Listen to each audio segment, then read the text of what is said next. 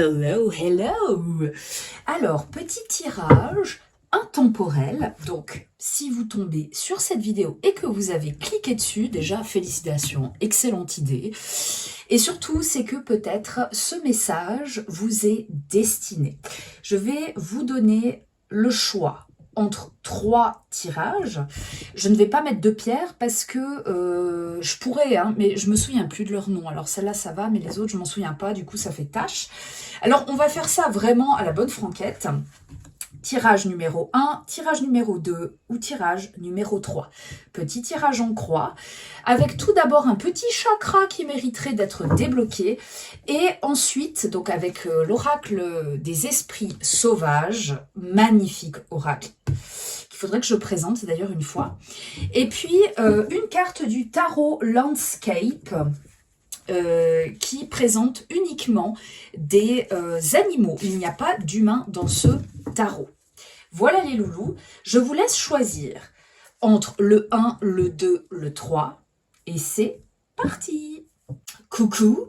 Alors, tu as choisi le tirage numéro 1 pour ce message intemporel. Et nous allons voir tout de suite ce que cela nous dit. Alors, tirage intemporel numéro 1 et nous avons ici le chakra de la communication avec le canari. Ici, on vous demande d'activer votre voix intérieure. Alors, pour moi, ce que j'entends par activer sa voix intérieure, il y a une part d'intuition, mais avec l'intuition, on serait plus, j'ai l'impression, dans le 3e œil. Mais ça veut aussi dire apprendre à communiquer avec soi-même. Écouter sa voix intérieure, ça veut dire savoir s'écouter, mais savoir communiquer aussi. Savoir se communiquer à soi-même, ses besoins, éventuellement. Alors, à gauche, ce qui joue en votre faveur. À droite, ce qui fait obstacle. En haut, les influences extérieures qui potentiellement pourraient bloquer cette voix intérieure.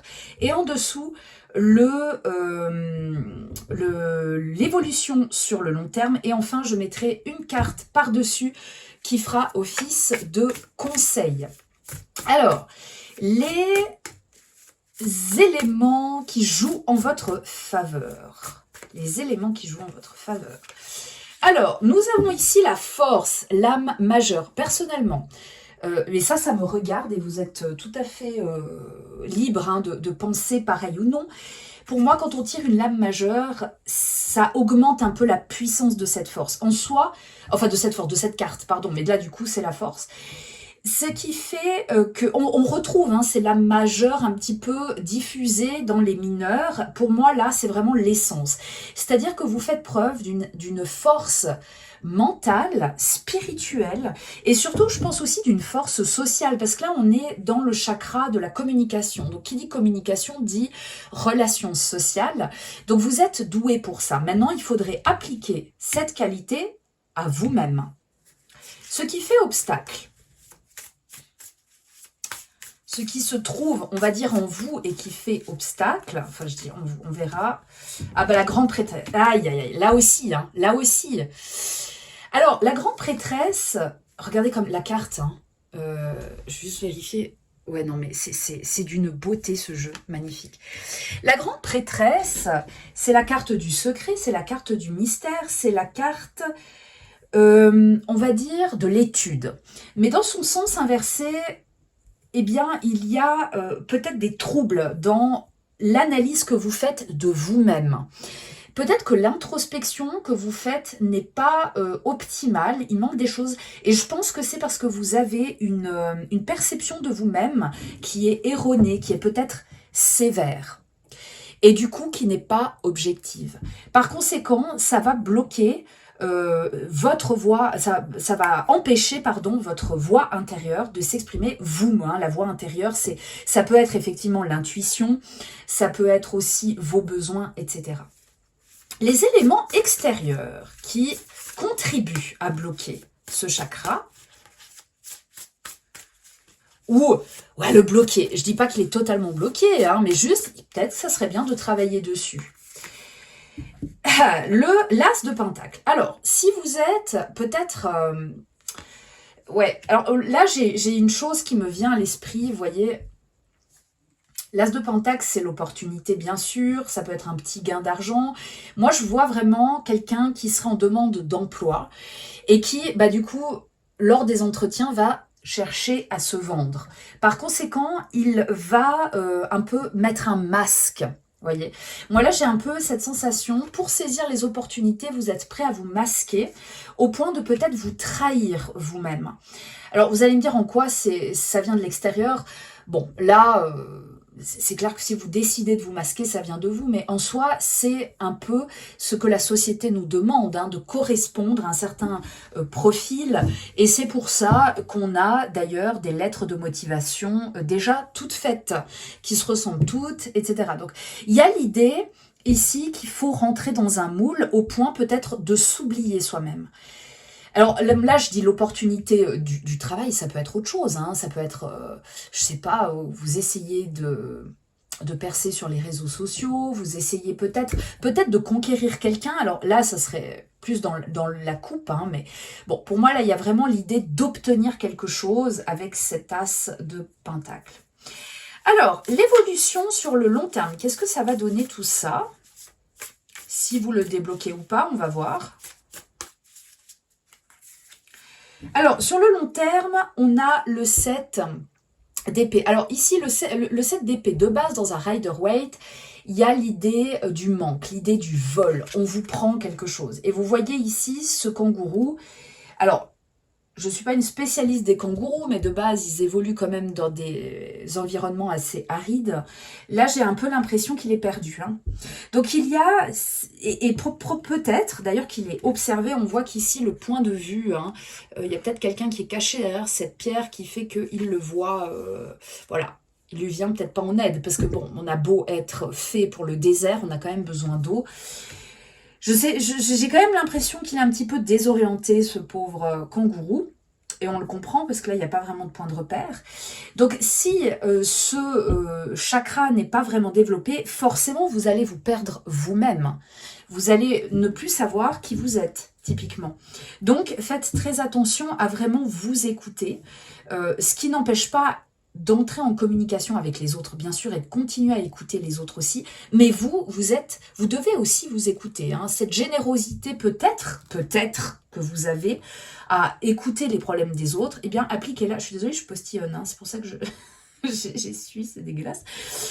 Cette générosité, cette capacité d'écoute que vous avez pour les autres, pensez à l'appliquer vraiment pour vous, mais de manière objective. Et c'est là que c'est pas simple, parce que si vous avez une sorte de sévérité, si vous êtes très sévère envers vous-même, il va falloir faire un travail là-dessus pour justement avoir accès à votre voix intérieure. Petit conseil de ce tarot, petit conseil pour faire émerger le canari. Ah, le page de coupe. Alors pour moi, le page de coupe, c'est l'enfant intérieur. Alors je le dis à chaque tirage, il y a toujours un enfant intérieur qui débarque, mais regardez-moi ce petit poisson comme il est chou, ce petit scalaire qui découvre le monde et qui a l'air tout heureux. Il voit un corail, waouh, un corail, c'est incroyable. Alors que bon, bah, il va en voir d'autres dans sa vie, hein, si tout va bien. Donc là, pour moi, il y a vraiment l'idée de s'éveiller un petit peu à certaines émotions que peut-être on a peur de découvrir ou de ressentir. Et je pense que s'il y a un refoulement de cette voix intérieure, c'est qu'on a peur de s'écouter parce qu'on a peur d'entendre ce que notre corps, ce que notre âme a à nous dire. Et là, avec ce page de coupe, bah voilà, il faut juste être prêt à ça. Parce que ça va être une découverte, hein. Pour moi, le page de coupe, il y a un peu l'idée de... On découvre un truc. Voilà les loulous pour ce premier tirage. N'hésitez pas à me dire si ça vous parle. Et on passe au tirage numéro 2. Coucou les loulous, vous avez choisi le tirage numéro 2 et on va voir tout de suite sur quel chakra il serait bon que vous travailliez. Et c'est parti. Nous avons loi. Ouh, chakra coronal les loulous. Chakra coronal, la voix de l'âme. Alors les loulous, peut-être que là, comme ça ne vous parle pas beaucoup. loi, la voie de l'âme, en fait, il y a l'idée d'aller vers ce pourquoi on est fait, son chemin de vie, sa mission de vie, son destin, j'ai envie de dire. Comme loi qui va migrer, il y a cette idée d'aller vraiment là où on doit être. Donc, c'est pas impossible que ces temps, vous vous sentiez un petit peu perdu, que vous vous demandiez si vous avez fait les bons choix, si vous avez accompli ce que vous deviez accomplir. Pardon. Bon, j'espère que non, d'un côté. L'important, c'est pas d'accomplir ce qu'on doit accomplir, parce qu'une fois qu'on l'a fait, on peut crever. L'idée, enfin, peut se trouver un nouveau but, mais enfin, voilà. L'idée, c'est vraiment de savoir qu'on est sur le chemin. C'est le chemin qui compte. C'est comme le bonheur. C'est pas le bonheur qui importe, parce qu'on n'arrive jamais vraiment à se rendre compte qu'on est heureux. C'est le chemin qui mène à ce bonheur. Parce qu'on sait pourquoi on est là, et on sait pourquoi on avance. Avec cette carte-là, il y a moyen que vous remettiez certaines choses en question. Certains choix, peut-être votre destin, vous demandez un peu pourquoi vous êtes fait. Alors, les loulous, on va faire comme ceci. Tirage de 5 cartes du tarot, vos points forts, les obstacles, les éléments extérieurs qui perturbent votre chakra, évolution, je vais dire sur le court terme plutôt, et au centre, une carte conseil. Allons-y pour vos qualités, mes amis, qui ont choisi le numéro 2. Lame majeure, une lame majeure. Alors, la lame majeure de la justice, c'est-à-dire que vous êtes quelqu'un d'assez équitable, quelqu'un peut-être qui sait faire preuve d'objectivité et qui ne se laisse pas influencer. Vous voyez ici, c'est très joli comme, je ne sais pas si vous voyez bien, mais ici on a un saumon qui monte à contre-courant. Je ne suis pas une spécialiste du monde fluvial, mais je crois que c'est un des rares poissons qui fait ça.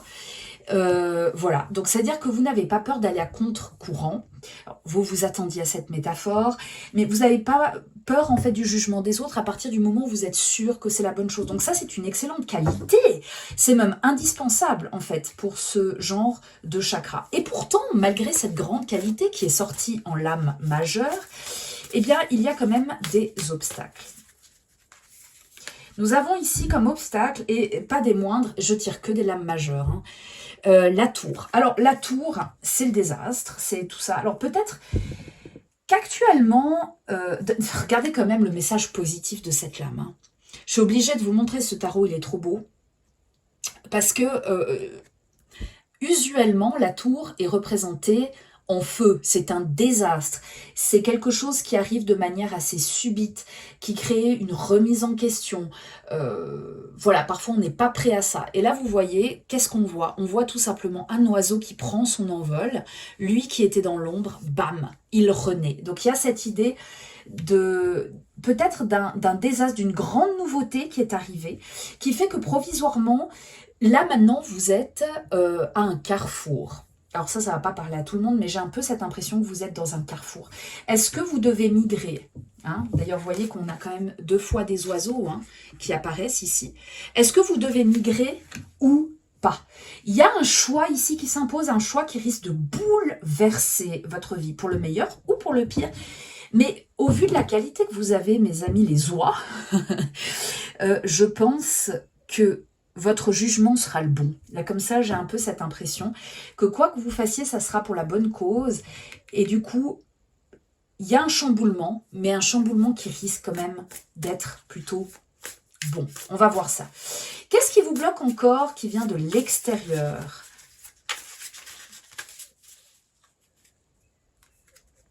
Hop. Nous avons le... Ah bah ouais, le 10 d'épée. Alors, je sais pas, peut-être que là, vous êtes en train de traverser... Regardez, mais cette carte, elle me fait froid dans le dos. En fait, on a... je dirais un abattoir, mais ça peut être un endroit où on élève... on fait un élevage intensif de poules, de volailles, et on voit qu'il ne reste que des plumes. Alors, c'est pas impossible que là, vous traversiez une épreuve difficile. Hein, donc, forcément, il y a moyen, en cas de choc violent, que votre chakra soit bouché provisoirement. Et ça, c'est normal. Hein. J'ai l'impression, avec cet événement très dur, que ça soit une rupture, que ça soit un deuil, que ça soit peut-être que vous vous avez été viré de votre travail, peut-être que vous l'avez quitté, peut-être que vous avez subi un traumatisme à votre échelle, peu importe, hein, on n'est pas là pour évaluer ce qu'est un 10 d'épée. Eh bien, ça remet tout en question. Ça remet tout en question. Donc c'est normal, hein, ces événements extérieurs, ils influencent aussi nos missions de vie et nos choix de vie. Évolution, on va voir cette évolution, ce que ça donne. Ah, bah ouais, 8 de bâton. Alors là, moi, ce que je trouve super, vous voyez ici, c'est qu'avec le 8 de bâton, usuellement, on a des bâtons qui volent dans les airs pour manifester un peu le mouvement, le changement, etc. Là, on a vraiment l'esprit de la fête avec ce 8 de bâton et ces magnifiques, vous voyez, ces magnifiques, comment on appelle ça, là, les feux d'artifice.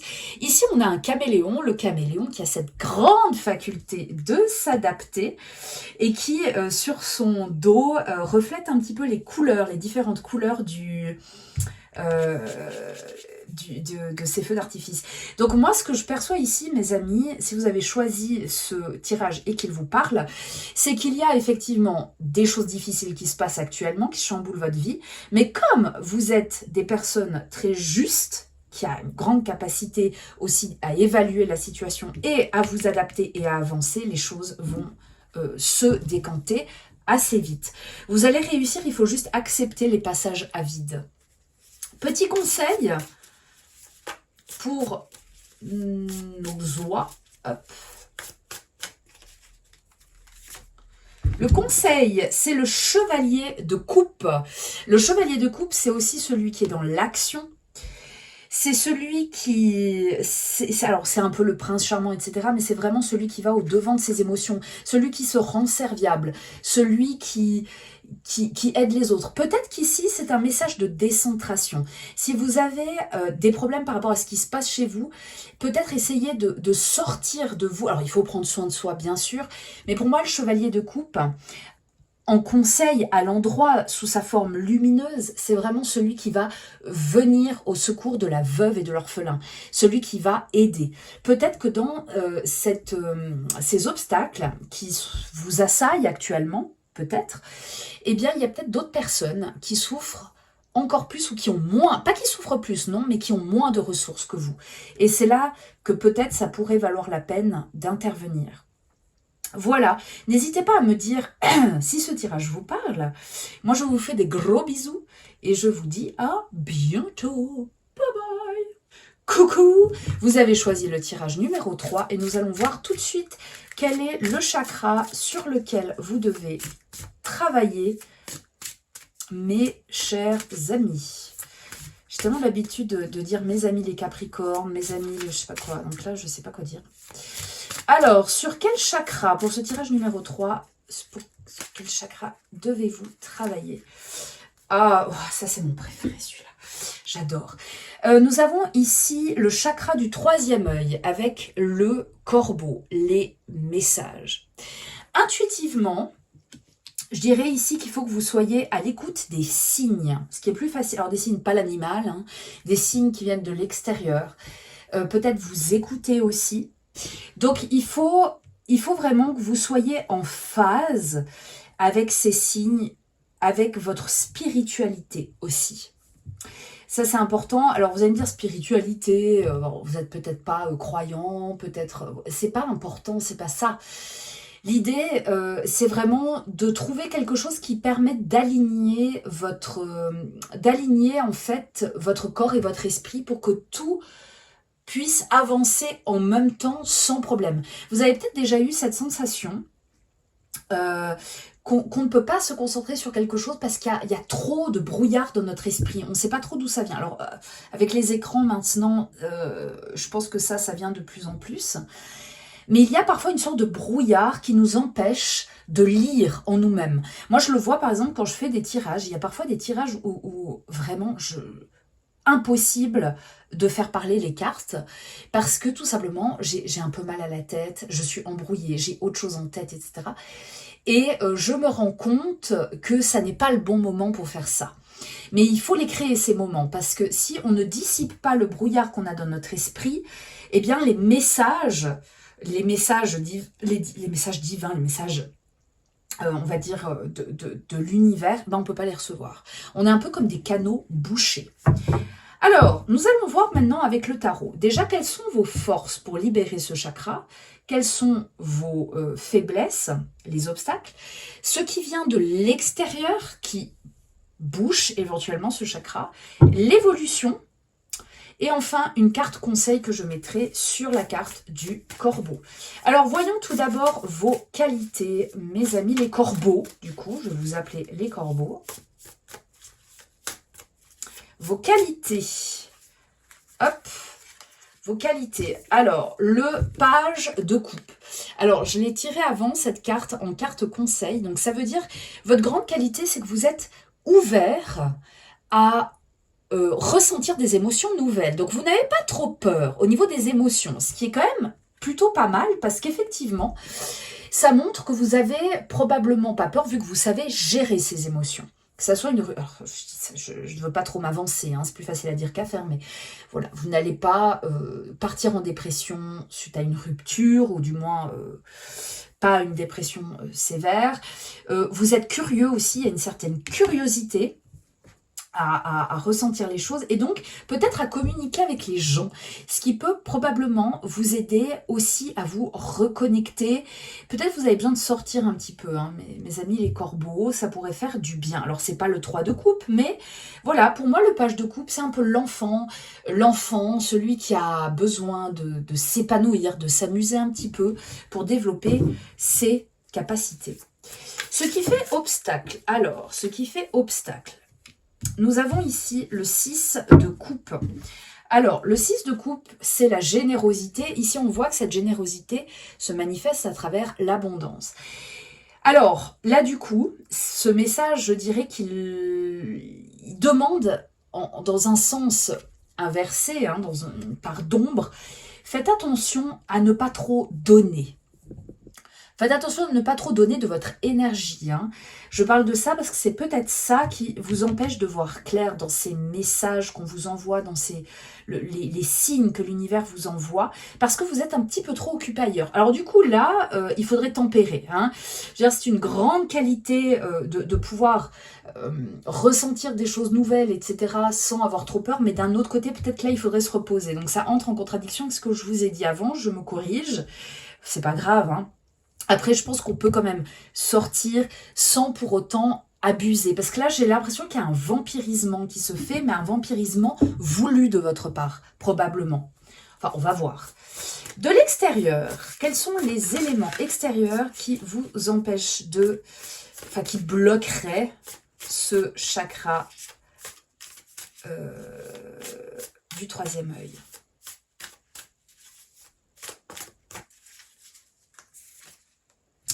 L'étoile. Alors l'étoile ici, je vais pas l'interpréter comme un petit Lenormand parce que c'est exactement... en fait, la première chose qui m'est venue, c'est les écrans, les réseaux sociaux, etc. Parce que dans le petit Lenormand, les interprétations modernes de l'étoile, c'est les écrans. Ça peut être ça. Hein. Moi, je pense que on peut interpréter les choses comme on a envie. Hein, au final, pourquoi pas.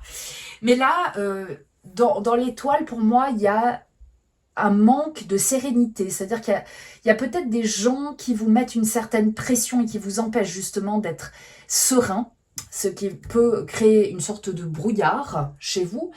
Il y a aussi peut-être des attentes que vous avez envers... Je sais pas, ça peut être une opportunité au travail, vous avez des attentes envers quelqu'un d'autre, etc. Et tout ça vous met dans une sorte d'attente. L'étoile, c'est aussi l'espoir, mais dans un sens inversé, ça serait une espérance qu'on attend en soupirant, sans agir. Vous voyez ce que je veux dire? Donc, là, pour moi, il y aurait ces deux choses, il y aurait ces diverses choses-là qui pourraient éventuellement venir perturber votre chakra du 3e œil. Évolution de cela. Alors, on a le 5. Nous avons le 5 d'épée. Alors, le 5 d'épée. Alors, vous voyez qu'il n'est pas du tout représenté. Habituellement, on a une sorte de dispute. Ça peut être des disputes, la domination de l'un sur l'autre.